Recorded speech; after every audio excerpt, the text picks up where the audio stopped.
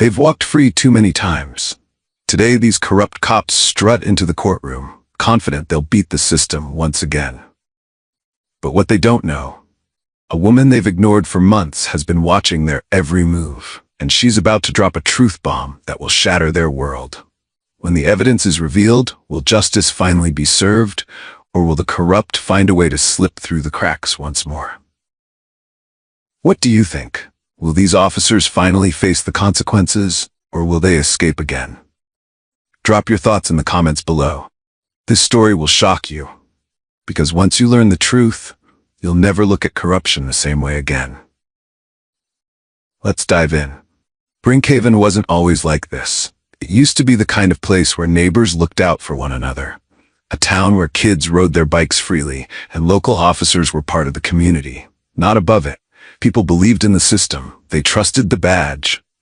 But that was before the fear, before the silence. Now Brinkhaven is a place where doors are locked before sundown, where families lower their voices when speaking about the police, where a simple traffic stop could mean the difference between making it home or becoming another name on a growing list of unsolved cases. No one trusts the police anymore. No one dares to. Because in Brinkhaven, speaking out doesn't just get you in trouble, it gets you erased. Ethan Kowalski was once a good cop, or at least that's what people thought. He knew how to wear the mask, how to shake hands and smile when needed. But beneath that polished exterior, he was something else entirely. A man who didn't enforce the law, but owned it. Brinkhaven was his kingdom, and he ruled it with power, money, and fear. He decided who walked free and who rotted behind bars. He made sure criminals who paid their dues to him stayed in business, while those who stepped out of line were either arrested or buried. His wealth grew overnight, not from his paycheck, but from dirty money, drug deals, protection rackets, hush payments. He didn't just take bribes, he designed the entire system to run on them. But every king needs an enforcer, someone to make sure people stayed in line. And that's where Darren Reese came in. Reese was more than just a cop. He was Kowalski's fixer, his enforcer, his attack dog. If Kowalski wanted someone intimidated, Reese made sure they were afraid to sleep at night. If a witness became a problem, Reese made sure they didn't make it to trial. They said he had a file full of commendations for bravery, but the people of Brinkhaven knew the truth. He was just as dangerous as the criminals he claimed to be fighting. One time, a local journalist started digging too deep. He wrote a few articles about missing evidence, unexplained wealth among the officers. The next morning, his car was found torched outside his apartment. A few weeks later, he left town. Another time, a store owner refused to pay protection money. 2 days later, his shop caught fire. The police report called it an accident. But everyone knew. Reese didn't ask questions. He didn't hesitate. His job was simple: keep people afraid. And it worked. Not everyone in the department was like them. Jessica Mallory had joined the force with a different vision. She believed in justice, in doing the right thing. She had looked up to Kowalski once, believed he was the kind of leader she wanted to follow. That belief didn't last long. The first time she questioned why a case against a powerful businessman was suddenly dropped, she was told to stop asking questions. The second time she noticed that drug money kept disappearing from evidence lockers, she got a warning. The third time, she saw Darren Reese beat a suspect nearly to death in an alley and was told to write it up as self-defense. She wanted to believe it was just one bad officer, that the system wasn't broken, just bent. But as the months passed, the truth became impossible to ignore. It wasn't just one bad officer, it was the whole damn department. And Jessica? She had a choice: fall in line like everyone else, or risk becoming the next person to disappear. Brinkhaven was no longer a town. It was a prison. The people knew the rules: stay quiet, look the other way, never cross the police, because anyone who didn't last long. Some tried. A few brave souls stood up, spoke out, but one by one, they either left town or ended up in accidents. No one dared to fight back anymore. At least that's what Kowalski and Reese believed. Because what they didn't know, what none of them realized, was that someone was already inside their walls, watching, listening, waiting. And when the moment was right, when they least expected it, everything they built would come crashing down. But the real question is, Will anyone inside the department have the courage to turn against Kowalski before it's too late? The people of Brinkhaven knew corruption ruled their town, but what they didn't know, what even the dirtiest officers in the department hadn't realized, was that someone was already working to tear it all down. Someone who had walked among them for months, someone they overlooked, dismissed, ignored. Her name was Tiana Rosewood. By all appearances, Tiana was no one special, just another quiet employee in the records department of the Brinkhaven courthouse. She wasn't a judge, wasn't a lawyer. She wasn't even a clerk who handled high-profile cases. No, her role was even smaller. An assistant in the archives, responsible for filing paperwork, organizing case files, and ensuring that old reports didn't get lost in the system. She was invisible. And that was exactly what she needed to be. Because behind the neatly pressed blouses and the stacks of files, behind the polite nods and the soft, unassuming presence, Tiana Rosewood was something far more dangerous than any of them could have imagined. She wasn't a simple courthouse employee. She was an undercover FBI agent. And her mission? To dismantle the Brinkhaven Police Department from the inside. Every day she sat at her desk, flipping through legal documents, arrest records, and case reports. On the surface, she was just doing her job, cataloging old files, processing paperwork, keeping everything in order. But beneath the surface, she was looking for cracks, patterns, discrepancies, evidence that shouldn't exist, or worse, evidence that had mysteriously disappeared. Brinkhaven's corruption wasn't just a rumor.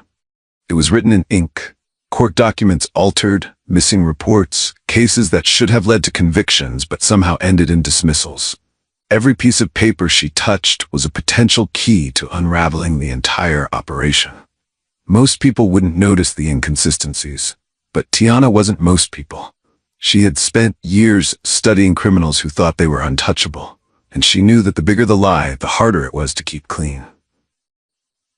Somewhere in this sea of forged documents and falsified police reports, there was a thread that would unravel everything. She just had to find it. But Brinkhaven's corruption wasn't just buried in files. It was in the silence of the courthouse hallways, where employees had long since learned to keep their heads down and their mouths shut. It was in the forced smiles of prosecutors who knew their hands were tied, who had stopped fighting cases they knew they'd never win. It was in the fear that clung to every conversation, in the way people hesitated before saying a name out loud. The system was broken. Everyone knew it. But no one dared to fix it. No one except her. And as Tiana carefully sifted through the records, tracking every hidden deal and buried case, she knew one thing for certain: she was running out of time. Because in a town like Brinkhaven, secrets didn't stay hidden forever. The diner was nearly empty, the air thick with the scent of burnt coffee and stale grease. A flickering neon sign buzzed softly against the silence of the night. Tiana sat in a booth near the back, her fingers absently tracing the rim of her coffee cup. She wasn't here for a late-night meal. She was here for the truth. Kevin Cross slid into the seat across from her, his movements stiff, his eyes scanning the room before settling on her. He looked different tonight, worn down, restless, like a man carrying a secret too heavy to hold. He didn't waste time on small talk. Instead, he reached into his jacket and pulled out a plain manila envelope, placing it carefully between them. "This," he murmured, tapping the envelope once, "is the proof you've been looking for." Tiana took it, her pulse steady but her grip firm. She slid out a single photograph, grainy, low resolution but damning. 2 Brinkhaven officers, a warehouse, a bag of confiscated evidence being exchanged like a business transaction. And in the background, barely visible under the dim overhead light, Ethan Kowalski. Bribery, corruption, a direct link between the police department and organized crime. Tiana's stomach tightened. "Where did you get this?" she asked, her voice calm despite the weight of what she was holding. Kevin hesitated. "A source. Someone who wants this to end as badly as we do." He exhaled sharply, glancing toward the diner's entrance. "But if I have this, that means Kowalski knows someone else does too." A chill settled in her chest. "You need to be careful," she warned. "If they think you, they already know." For the first time, Kevin's mask of composure cracked, his hands fisted on the table. "They've been watching me, Tiana. My apartment was searched. My car's been followed. This," he motioned toward the envelope, "this is a kill order." Silence stretched between them. Tiana's instincts screamed at her to tell him to leave town, to run. But she knew better. There was no running from people like Kowalski. Kevin let out a shaky breath, his fingers drumming once against the table, before he stood. "You keep it. If anything happens to me, this doesn't disappear." Tiana met his gaze, something unspoken passing between them, a silent promise. Then, without another word, Kevin turned and walked out the door. She should have stopped him, should have said something, but she didn't, and that was the last time she ever saw Kevin cross alive. The records room was quiet, the air thick with the scent of aged paper and stale ink. Rows of metal filing cabinets lined the walls, their drawers packed with decades of police reports, court rulings, and case files, most long forgotten. But Tiana Rosewood wasn't interested in old cases. She sat at her desk, eyes scanning a report labeled closed. To anyone passing by, she was just another overworked records assistant, drowning in paperwork. But in reality, she was hunting. Searching for discrepancies, cross-referencing details, tracking down evidence that should have never gone missing. She had been careful, never requesting too many files at once, never drawing attention to herself. But tonight, something felt off. She could feel it. That prickling sensation on the back of her neck, like someone was watching. Slowly, deliberately, she flipped the page in front of her. She forced her breathing to stay even, but her pulse, it was hammering. Because she was right, someone was watching. Across the room, standing near the doorway, Jessica Mallory's eyes were locked on her. At first, Jessica hadn't given much thought to the quiet woman in the archives. But then she started noticing things. Little things. Why was a low-level records assistant requesting police reports on high-profile cases? Why did she seem so interested in files that had already been marked as resolved? And why did she always close her laptop the second someone walked by? Jessica had been a cop long enough to recognize patterns, and Tiana's behavior wasn't adding up. She hadn't said anything to Kowalski or Reese yet, not without proof, but she was watching, closely, and Tiana knew it. Tiana took a calculated risk and glanced up. Jessica was still there, her arms crossed, expression unreadable, not accusing, not confronting, just observing. It was the kind of look a cop gives when they don't have enough to make an arrest, but they know something isn't right. Their eyes met. For a split second, Tiana debated her next move. Then she did the only thing she could. She smiled. A harmless, polite, nothing to see here kind of smile. Jessica didn't smile back. Instead, she tilted her head slightly, lips pressed into a thin line. Calculating, considering. Then after a long pause, she turned and walked away. But not before casting one last glance over her shoulder. A warning. A challenge. Tiana let out a slow breath, her fingers tightening around the edges of the file in front of her. That had been too close. Jessica wasn't stupid. If she hadn't already started digging, she would soon. And once she did, Tiana wouldn't just be an anonymous records assistant anymore. She would be a threat. And in Brinkhaven, threats didn't last long. The tension had been building for days. Tiana could feel it, the way Jessica's eyes lingered on her a little too long. The way she always seemed to be in the same hallway, the same room, the same quiet space that should have been empty. It wasn't a coincidence. Jessica Mallory was watching her, and tonight she was done just watching. The courthouse hallways were nearly empty, the soft hum of overhead lights buzzing in the silence. Most employees had gone home for the night, but Tiana remained, seated at her desk, flipping through another case file she wasn't supposed to be looking at. Then came the sound of footsteps. Deliberate. Unhurried. Stopping just behind her. Tiana didn't need to turn around to know who it was. Working late again? Jessica's voice was smooth, but there was an edge beneath it, one that hadn't been there before. Tiana looked up, keeping her expression neutral. Somebody has to keep this place organized. Jessica didn't smile. She didn't move either. She just stood there, arms crossed over her chest, studying Tiana like a puzzle she couldn't quite solve. Tiana set her pen down, tilting her head slightly. "Something on your mind?" Jessica leaned against the desk, her fingers drumming idly on the wood. "You know, I was thinking about something today. A weird little pattern I've started noticing." "Oh?"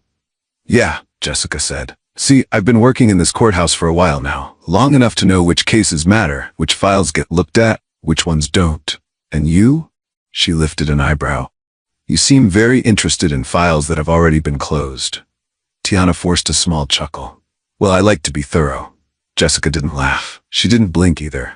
She just watched, waiting. For the first time, Tiana knew this wasn't just suspicion anymore. Jessica had seen too much, but she hadn't reported it. Not yet. And that meant one thing. She wasn't sure. Jessica was standing at a crossroads. She could go to Kowalski, to Reese, to any of the corrupt officers in this department and raise the alarm. But she hadn't. Because a part of her was hesitating. A part of her, deep down, was starting to question the system she had sworn to protect. Tiana needed to buy time. I don't know what you think I'm doing, but I promise you, I'm just doing my job, she said, keeping her voice even, casual.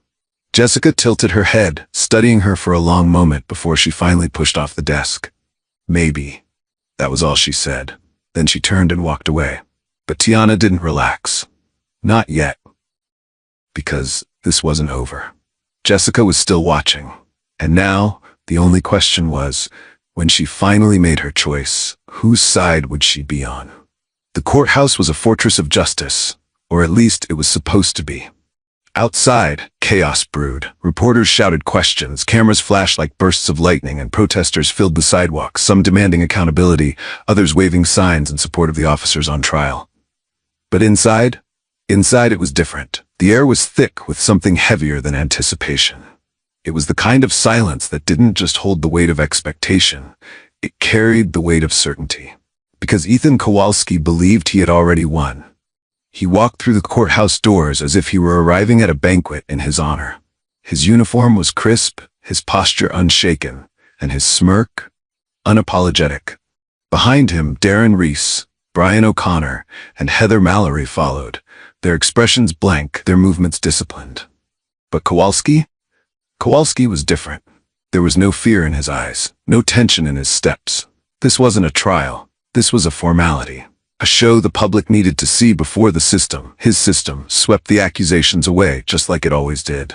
For years, Kowalski had bent the law, twisted the system, buried the truth before it could see daylight. Today would be no different. He had the best attorneys money could buy. The real power players weren't in this courtroom.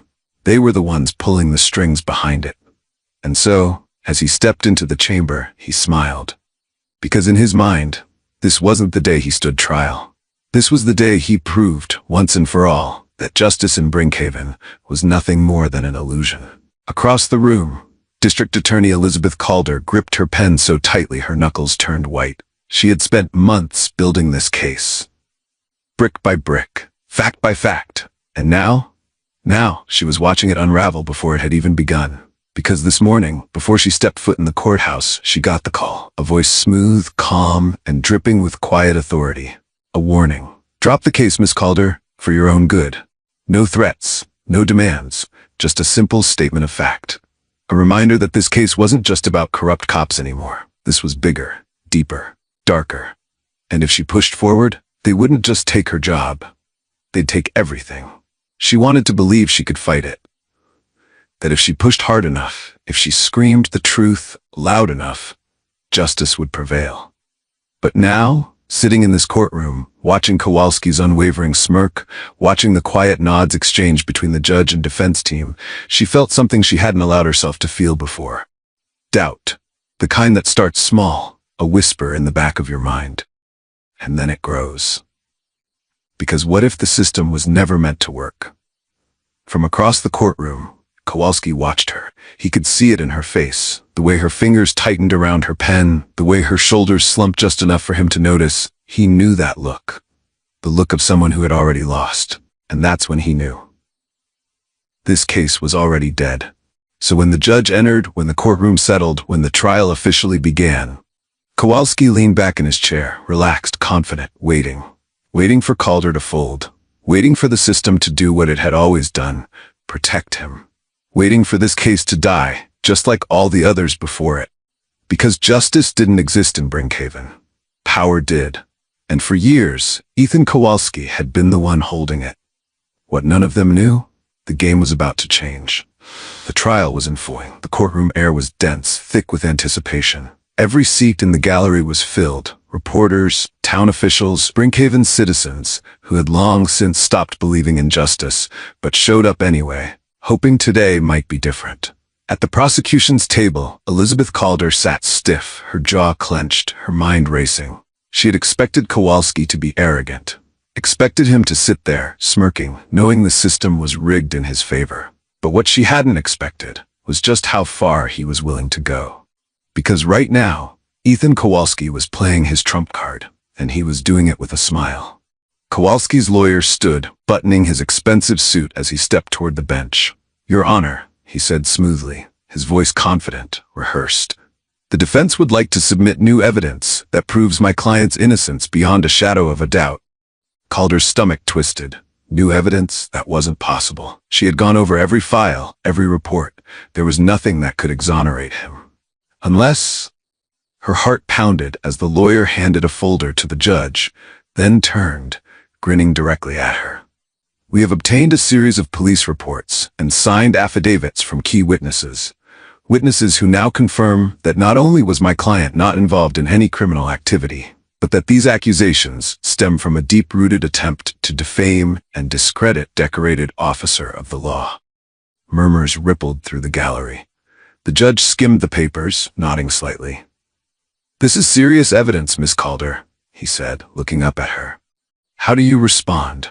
Calder's hands curled into fists. She already knew what was inside that folder. She hadn't seen it before, but she knew. It would be witness statements conveniently contradicting everything she had built. Reports filled with manufactured details, timelines altered, fabricated surveillance footage, maybe even a sworn statement from an informant claiming Kowalski was framed. A mountain of lies disguised as truth. And the worst part? It looked real. Kowalski turned his head ever so slightly, catching her gaze. And then he smiled, not just a smirk, a knowing grin. The kind that said, "I told you, you can't touch me." Then, as if this were nothing more than a minor inconvenience, he leaned forward, folded his hands, and chuckled. Actually chuckled, as if the entire courtroom was just a stage and he was the director pulling the strings.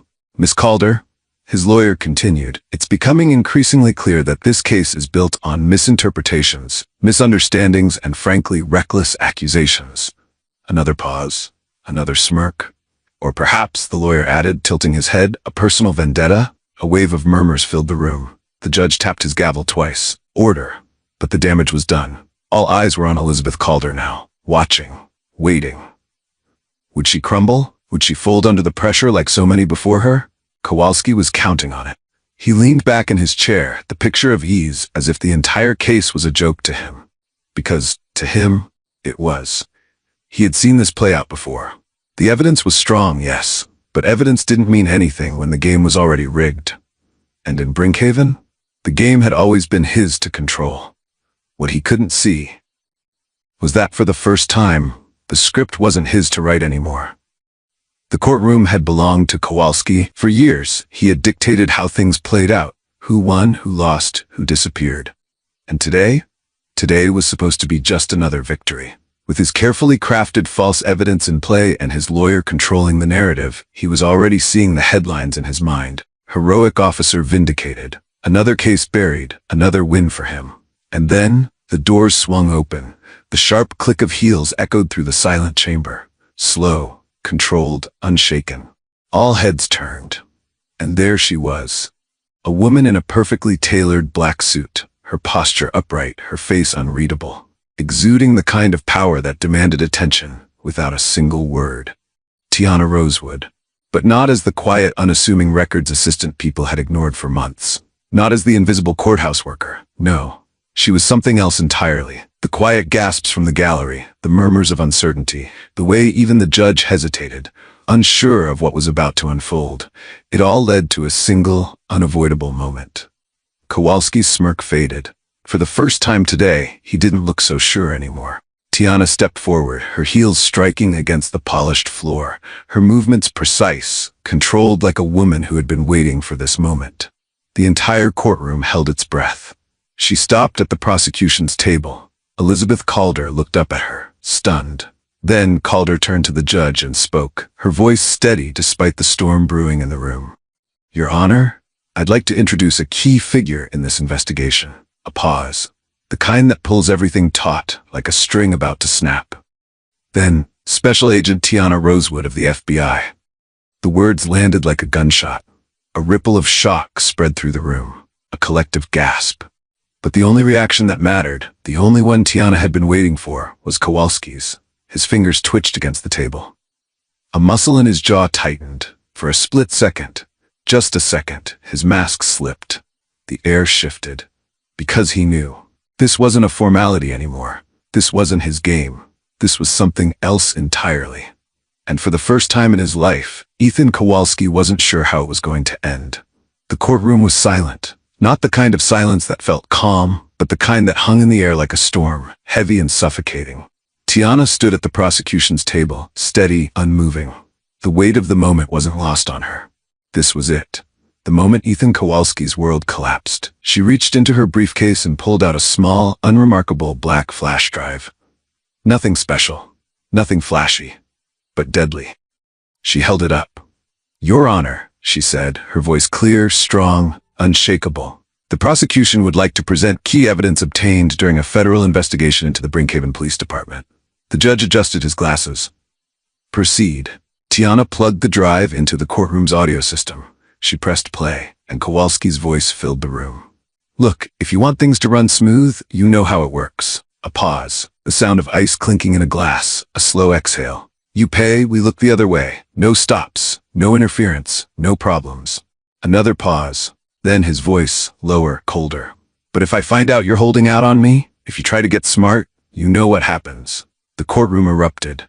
Gasps, shocked whispers. Reporters scrambling to jot down notes, fingers flying across phone screens. A defense attorney shot to his feet.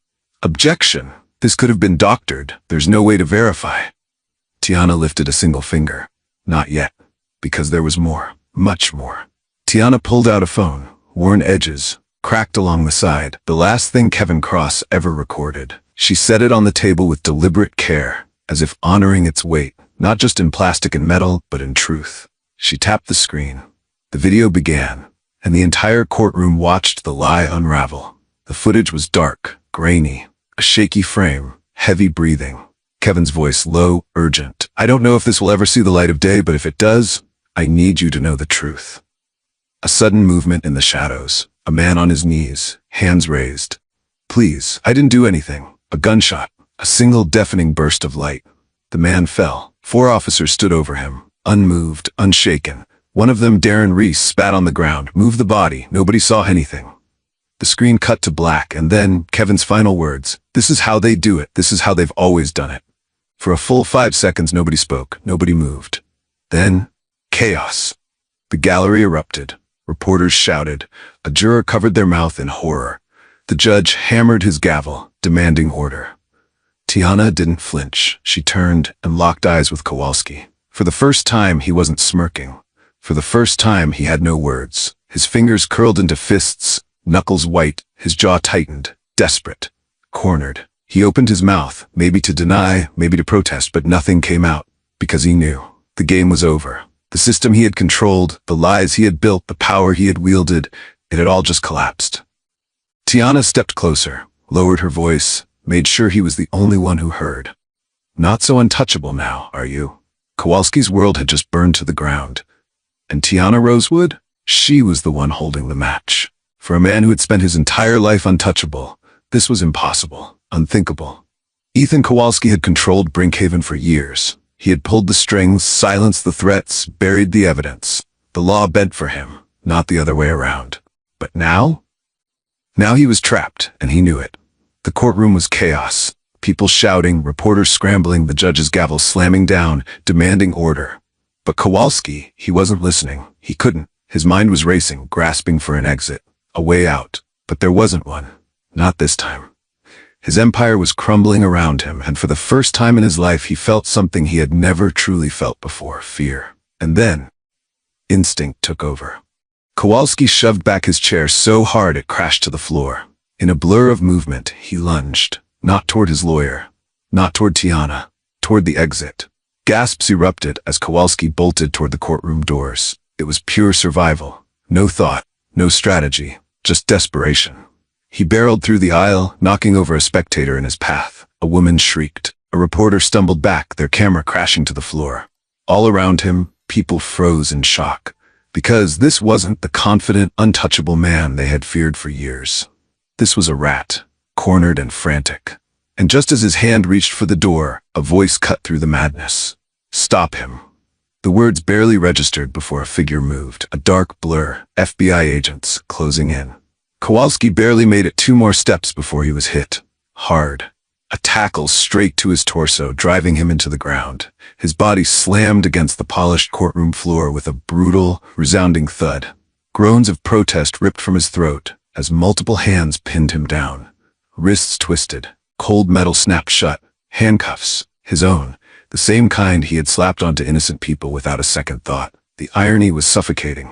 Fury burned in his eyes as he thrashed, struggling against the weight of the agents.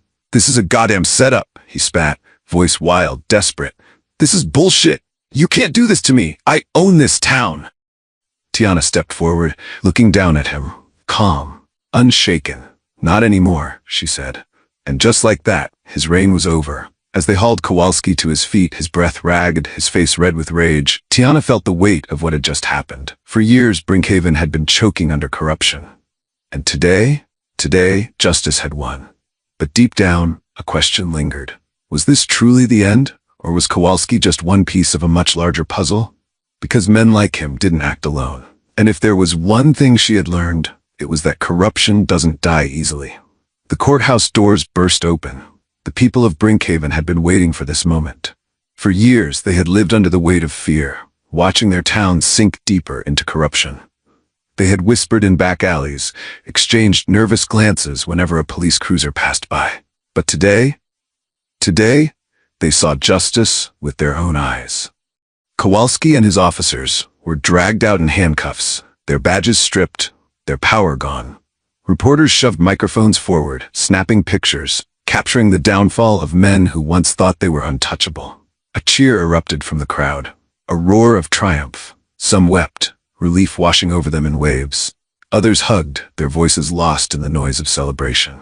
Justice. For the first time in a long time, Brinkhaven felt hope. Tiana stood at the courthouse steps, watching it all unfold. She should have felt victorious, she should have felt relief, but instead, she felt something else. Something colder. A whisper of doubt nagging at the edges of her mind. And then, her phone rang. She hesitated for only a second before answering. Static, a pause. Then, a voice, deep, calm, amused. "You think you've won?" A chill ran down her spine. The crowd around her faded into background noise. "This?" The voice continued, smooth as silk. "This was just the tip of the iceberg." Tiana's grip on the phone tightened. "Who is this?" she demanded. But she already knew. Whoever they weren't bluffing. A low chuckle. "Enjoy your victory, Agent Rosewood." A click. Silence. Tiana lowered the phone slowly, her heartbeat steady, but her instincts screaming. Because she knew. It wasn't over. Not yet. Somewhere far from the courthouse, beyond the flashing cameras and cheering crowds, a man sat in a dimly lit room. His face was hidden in the shadows. The glow of the city skyline flickered against the glass as he lifted a crystal glass of whiskey to his lips, taking a slow sip. The phone on his desk still buzzed softly from the ended call. He smirked, unbothered, unrattled, because Kowalski was just a pawn. And Tiana Rosewood had just stepped onto a much bigger chessboard. As Tiana gazed at the phone in her hand, the weight of the battle ahead settling in, one question echoed in her mind. Who was really pulling the strings? Because in Brinkhaven, justice wasn't just something you won. It was something you had to fight for, every single day. And the war? It had only just begun.